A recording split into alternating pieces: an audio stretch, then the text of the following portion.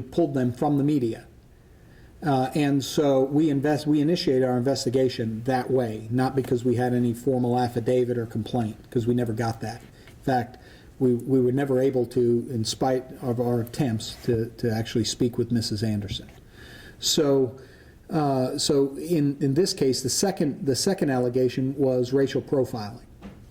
And so we looked at that as well. And when you look at the circumstances under which the officers are acting, and you have the independent corroboration of shots being fired, and the officers didn't make up that they heard shots fired, and then they encounter Mr. Anderson and his behavior is the reason why they moved to detain him. It's really an unfounded allegation, and that was our ruling on that allegation, was unfounded.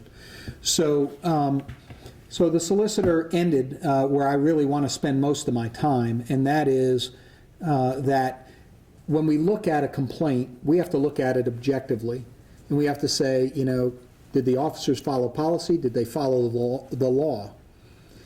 But there's still this conversation piece, because subsequent to this event, we have participated in many individual and group meetings with members of our community.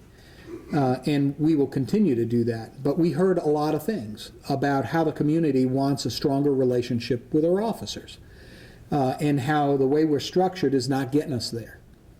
And that there are things that we need to do, and we recognize that we need to do internally. And I want to talk a little bit about those, because even though the outcomes are what the outcomes are with respect to the three investigations, there are still things we need to do as an agency and as a community together so that really we can avoid these things from happening to begin with. And so I want to spend a little bit of time on that. The first thing is a commitment on my part to working to produce fair and impartial policing in our community. Now, you recognize that in Greenville County I'm one of several police agencies, and I don't control the other police agencies. But what we have done, and I was actually underway with this process before this incident occurred, because of the meetings that I had had with the community. We have the cops developed training, cops office developed training, DOJ developed training through Dr. Lori Friedel of the University of South Florida on fair and impartial policing. And we are hosting a Train the Trainer Monday, Tuesday, and Wednesday of next week for agencies across the state, including the South Carolina Criminal Justice Academy. And our goal is to create a group of trainers that can bring this training, and I'll explain the training in just a moment, to agencies across the state. My commitment is to train my entire organization by the summer. And this training helps us understand and deal with explicit bias and implicit bias. And it helps us understand the science of bias, because we all possess bias and biases, all of us. There's nobody that's immune to bias. Bias is a survival mechanism inside of our brains. And so we all have biases. Some operate at the subconscious level, and they can be just as detrimental to police-community relationships, both on the police side and on the community side.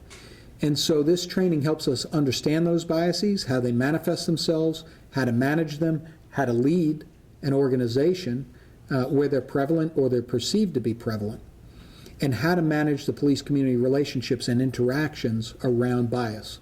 So my commitment is to continue to press that forward, not only here and within our community and our region, but across the state, because I think that it's valuable training. I've been through it, and I want to help train it as well. So that's one. The other thing is just to identify strategies, and there's a new body of work out there, and you can look it up. But there's a new body of work around procedural justice, and there's been a lot of discussions around procedural justice, and that is, just because I can doesn't mean I should sort of justice, right? How do we interact with the communities we police so that we get voluntary cooperation and compliance with our community around the things we need to make us safer, as opposed to just relying on the enforcement stick to get things done?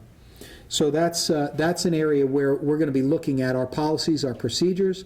We're going to be having conversations with the community. We're going to be looking at how we can interact better to produce greater degrees of procedural justice, if you will, and certainly perceptions that what we're doing are the right thing. But there are strategies that we can use that are operational, administrative, and policy level strategies to produce that kind of an environment.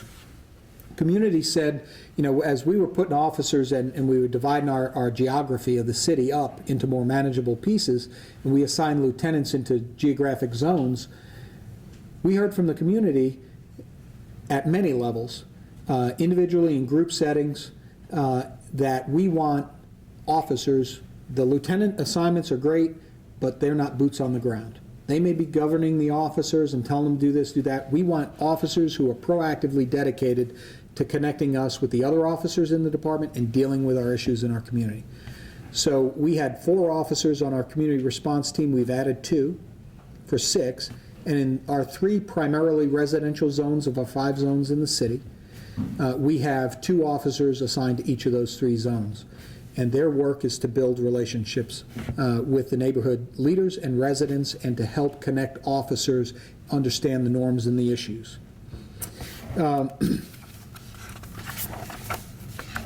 We have officers assigned to permanent areas, but they can't always work those areas 100% of the time. Sometimes they're covering for a vacation or a training gap somewhere else. But for the most part, officers are assigned to neighborhoods now. We've worked to enhance our community outreach, and some of you all have seen that on our Facebook sites where we post some of these things, but we're trying to connect with youth groups, youth organizations, pastoral organizations, and we're working to connect even with the schools and work better with the schools in terms of messaging, how you interact with police officers.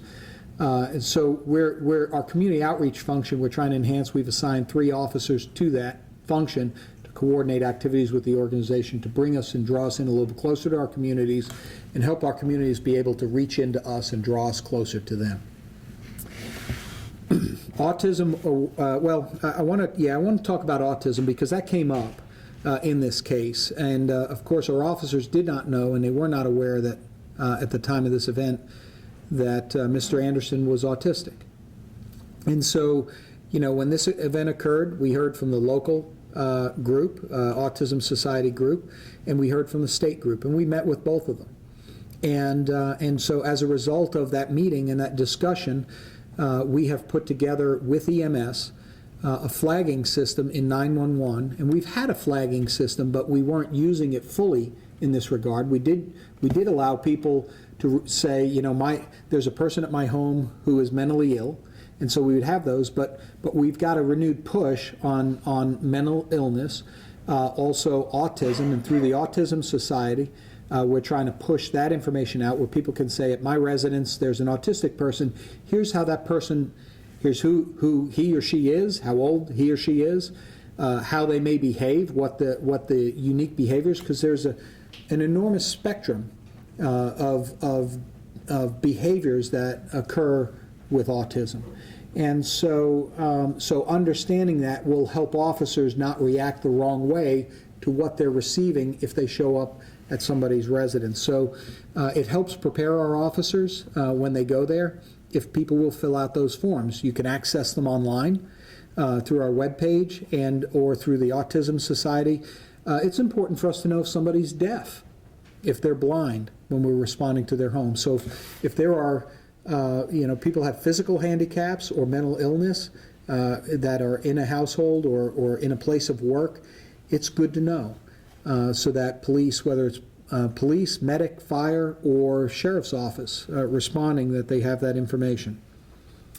Our officers continue to receive crisis intervention training, and I think the last time I reported to you, we had 124 officers. We had a class a week ago put on by the National Alliance for Mental Illness here in Greenville County. We have 133 of our officers are now trained, and we're going to continue to work on that. The crisis intervention training is important to us, and it's important to you, and we've heard that. We are going to review our departmental force policy. That is one of the policies that any police chief will review when he or she comes into office. And our pursuit policies under review. All of our high liability, high concern, high friction policies are under review. Our disciplinary policy is being revised as well. I can speak to a couple of changes I've already made to discipline policy without the wholesale revisiting of it. One of them is that complaints, this complaint, for instance, wouldn't have been investigated had somebody not come forth and signed an affidavit, basically, prior to me coming here. And so we talked as an organization, and we changed that very quickly. And we took this complaint from the media. We didn't receive it from Mrs. Anderson directly. We didn't receive it from anybody else directly. We took it indirectly and we investigated it. And so we've eliminated that obstacle for residents in our community. And I think it's appropriate. If somebody has a concern, they should be able to take that concern to whomever they feel comfortable to report it to authorities. And we may not be that group. So that's one change. In our use of force policy, as I was reviewing our use of force policy right after this incident, it talked about vascular neck restraints. Well, I mean, if you look to New York was a chokehold discussion, right? That discussion was around chokeholds. Well, a vascular neck restraint doesn't look any different. We ban vascular neck restraints because when you're struggling with somebody and their heart rate's up, their blood pressure's up, their physical exertion is up, and you restrict blood flow to the brain, you can cause them to pass out, but it could also cause death. So we stopped that practice since this event. And we're going to further review the use of force policy to look at the appropriate levels of force and the weapons that we're equipped with and when we should use those.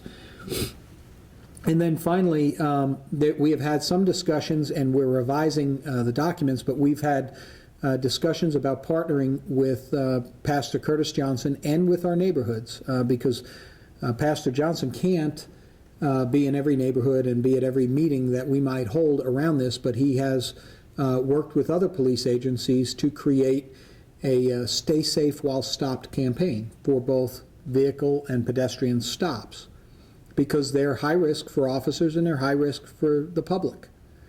And so his goal is to ensure that everybody is safe. Everybody gets to go home at the end of the day and nobody's harmed. We talked about that. We're going to meet later on this afternoon to try and finalize the wording. We wanted to add to that document that he uses, and some of you all have seen it, but we want to add how to deal with conflict with an officer. In other words, if you feel you're being disrespected, if you feel you're being treated with indignity, if you feel like the officer is wrong in what he or she is doing, what do you do? What do you do then? What do you do later? And how do you access the help? That's important for people, and we think people should know that.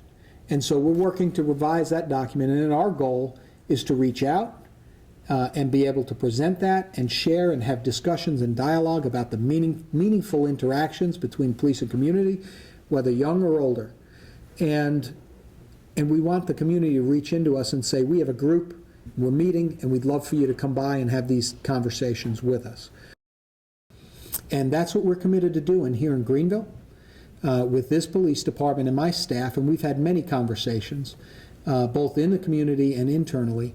And I believe that we have a professional force and a force that's willing to be there and do those things and accomplish that goal. And that's what we'll do, and that's what we'll work toward consistently. So with that, my presentation's over. We'll take questions if there are any. I have a question about the crisis intervention training. Yes, ma'am. That training, that was implemented after the Torres case, correct? It actually was implemented before that, but I think, I could be wrong, I think the department-wide commitment for that really built up afterward. The question I have, though, is do your police officers have to go through that training in order to be handed a taser? No. They don't? No. No, because you know, we all know that there are examples where the taser has been used in a case where an individual has died. But when you look at actually the numbers of taser deployments, and you look at the injuries to subjects who the taser is used against, and injuries to officers, in most organizations that have studied them, the injury levels and severity has gone down on both counts. So the taser has proven to be actually a more safe weapon than a dangerous weapon in mitigating circumstances, but you have to be careful. In fact, a lot of departments are now moving to, and it's something I think we need to as well, moving to looking at what point do you stop squeezing the trigger? How many times will you discharge the taser before you move to a different level of force or some other control technique? Because too many times it's in most death situations it's because there's some prolonged exposure. Not the 5-second or 2 5-second or 3 5-second bursts, but beyond 3 it becomes dicey because they run for 5 seconds. So the taser restricting, putting the brakes on taser use is where a lot of departments are moving. But there are risks then to the officers as well. And so in our discussion, we have to balance the risks on both sides. Have there been any taser deployments since December 24th? And if the answer is no, is that because of anything? Is there a cooling off going on, or a looking into or second guessing of taser use by officers? I don't think so. I haven't measured it, but I know I've reviewed at least a couple. So, last year we had, I think it was 32 or 3 taser deployments all year. So it's get you in just a second. So the number is low overall, really, but and that's down from the year before, and I believe that's down from the year before that. So, I'm sorry, ma'am. He's had his hand up a while.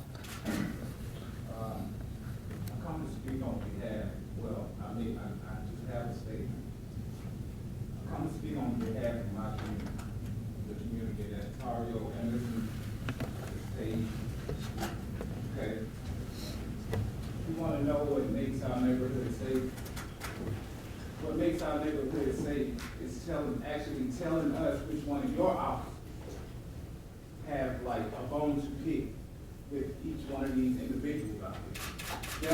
That's what would make our neighborhood safe. You ask what can we do to help y'all? What can we do to help this neighborhood be safe? Well, I tell you that some of these officers need to be, what's the word I'm trying to say, fired. They need to be penalized, and they need to be taught a lesson. The same way that we are criminal, the same way that y'all look for criminals, it's the same way that our eyes look at y'all when the police comes and do something like this.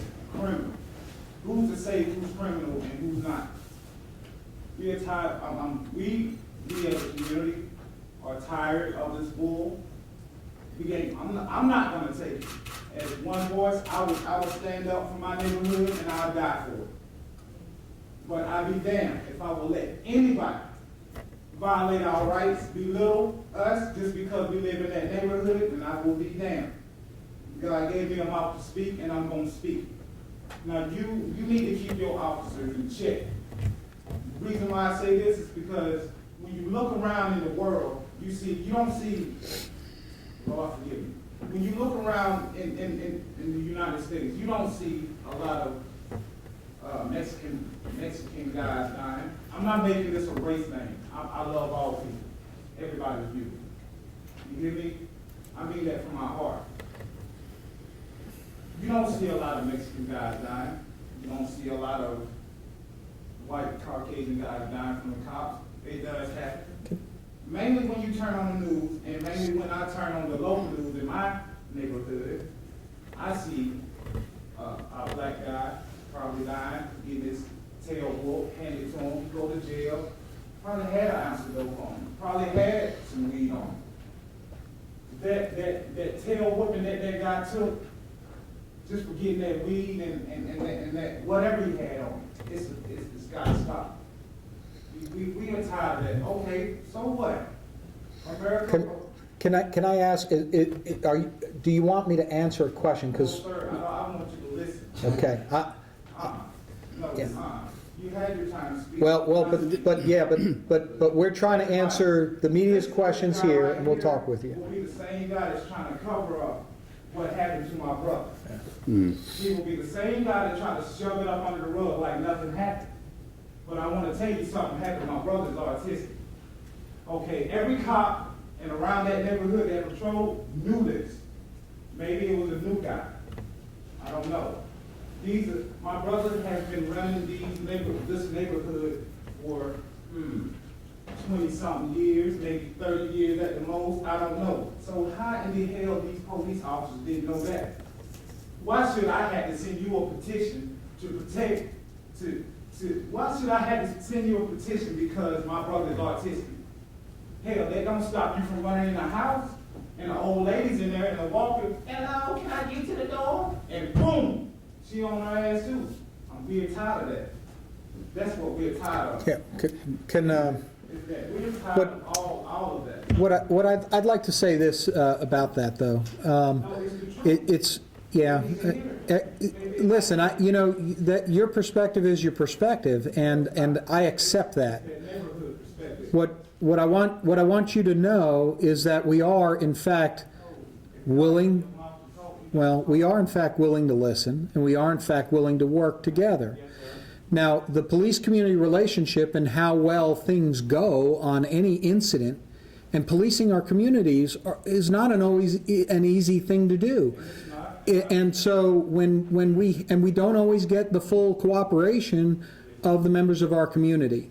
And so we have to be prepared for that too, because you don't sacrifice safety when people just don't want to cooperate. So I will tell you though, that I expect that none of my officers are going to violate anyone's rights ever. Okay, and we train them, and there's extensive training for that. And so if that's in fact the case, I've just explained that we've opened up our complaint process. We've opened that up, and we're revising it further. And we're doing that because it's important that if we have these concerns out there, that we're able to actually address them. Incident by incident with the officers. You can't indict all of my officers because you've witnessed one or two or three or four over how many years who you think have done you or somebody else you know wrong. Because most of these officers are operating with, in fact, the right intentions, trying to do the right thing the right way for the right reasons to keep your community safe. And we have to recognize that as well. And so the only way we get to resolve these issues right here is where you're able to express that and we're able to talk through, tell me this, tell me what incidents these are so we can look into them. And I'm able to tell you that I know that the intentions of my officers are not as evil as you suggest across the board. And so that's where we really have to be as a police community. And those are the kinds of dialogues that I think we need to have. You had a question, Channel 7? I was just wondering whether either of your offices are involved in the DSS investigation into the care. No, with the DSS investigation, we have an obligation to notify DSS when we think something's not right. So we did that. Now, we held that for a while because we, in fact, didn't want it to be confused with, of course, it got confused with, this internal investigation. And so we have an obligation. We do it all the time in cases we don't make arrests, in cases where we make arrests, but we have an obligation to notify them that somebody who is in some form of subordinate or needs supervision or guardianship or parenting where there's an issue. So if you have an undisciplined child, you're going to make that notification anyway. If you have abuse, you're going to make that notification. So we make that notification anyway. We absolutely have nothing to do with it beyond that notification. And our office has nothing to do with it, General. In this case, what led you to notify DSS that there was an investigation that you felt needed to be done? Are you prepared to speak about that right now? Yeah, well, yeah. The facts of the case were, look at the event and look at what has happened and transpired since December 24th. Now, I understand Mr. Anderson needs to walk at night, but Mr. Anderson, if he is in fact functionally at the level of a 5-year-old, that gives us pause because you wouldn't let a 5-year-old out at midnight walking a street, and so without supervision. it would be inappropriate. DSS would find that inappropriate. So, I think. And so we believe that we would find that inappropriate. In addition, as has been reported, he had a large sum of cash. I don't know how that cash was obtained, but my concern is now for his safety, because that is in a report. It was requested by the media. It was put out actually before we said anything about it. It was put out through the media and through community groups, the information about that money. And I'm concerned about his safety if he continues that practice of walking around late at night alone without supervision. That's why we reached out to DSS. We're not going to debate in here. This is a press conference. No, ma'am. No, ma'am. No, ma'am. This is what you've been doing to me ever since this. No, ma'am. Could you talk about the initial call and the gunshots, whatever happened with them? Yeah, we were not able to locate the source of the gunshots. We were not. And then for you to make him vulnerable and let people know what he had in his pocket was wrong, you made him vulnerable to what's going on or being robbed. No, ma'am, we didn't. That was my business, wasn't your business, sir. He's been doing this for 20 years. Those officers was out looking for some mess. Now this thing Okay. over from Emerson Road and Casey Street to Sullivan and Burn. Understand. What was this? What was it? So, to answer your question, we were not able to locate any other And is subject. that common for all the other complaints that you had? 34 You had like 36 areas of. I'm sorry, I can't hear you. What did I go wrong with? Because your officers went wrong. I didn't do nothing. I was working my job. You want to cut This it? concludes this con. Yeah, Thank we're y'all so done. much for Thanks. coming. We appreciate it. Yes, Yeah. That's the best thing.